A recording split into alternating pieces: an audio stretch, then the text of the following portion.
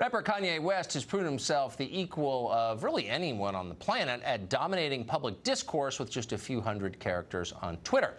2 weeks ago, he tweeted this, quote, "You don't have to agree with Trump, but the mob can't make me not love him. We are both dragon energy. He is my brother. I love everyone. I don't agree with everything anyone does. That's what makes us individuals, and we have the right to independent thought." Well, that was a bomb that went off, and he's been under attack ever since. What does it mean? Take 3 steps back. The Kanye interlude. Can we learn something from it?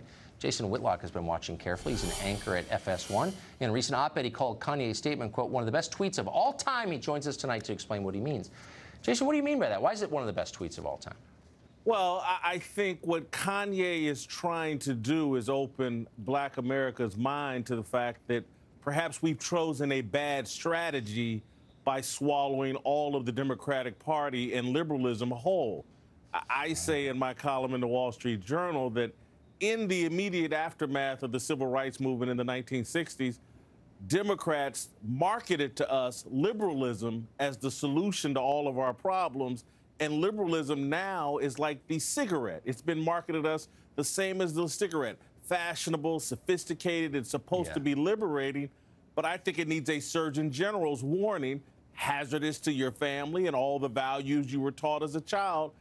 I think us as African Americans, we have to examine, why are we the only ethnic group that has gone in wholly with one political party? No one has to compete for our votes. Exactly. We are chained to an ideology that just isn't working over the last 50, 60 years. Liberalism, the swallowing of it whole. Our families have been destroyed. Our children lost and confused. Our Black men incarcerated and emasculated, and we've moved away from the traditional values that have always defined us. I think we've made a mistake. Well, the thing about politics is if you give your vote away for free, you don't get anything in return. And so maybe the hysterical reaction to the Kanye West tweet is the reaction of a party that knows that once people figure that out, like, it's got a major problem on its hands. So you need to tamp down any independent thought immediately, or else it could get out of control. And it's being tamped down as viciously as anything I've ever seen. You know, when they call in the great writer Ta-Nehisi Coates, basically, I call him the overseer of Black thought. He's there to keep everyone in line with the groupthink that the only solution is liberalism for Black America's problems. If that were the case, our problems would be being solved much faster, because 95% of us are afraid to even admit that we have conservative values, and we've moved away from our church upbringing. We've been the most religious people in America for years, hundreds of years, and we're moving more secular. We're moving away from the church. Our religion now is liberalism, and the Democratic Party is our church, and it's just not working for us.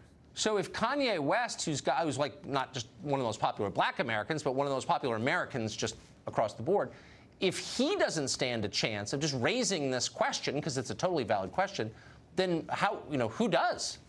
Well, actually, he does stand a chance, because when someone like Kanye speaks out, he creates space for others to speak out. Because anybody that has said, and you got to, Tucker, I'm a non-voter. I don't really like politics much at all. I can see why. But if you just say, you know what, I think Trump has a good idea here, you get kicked out of the Black race.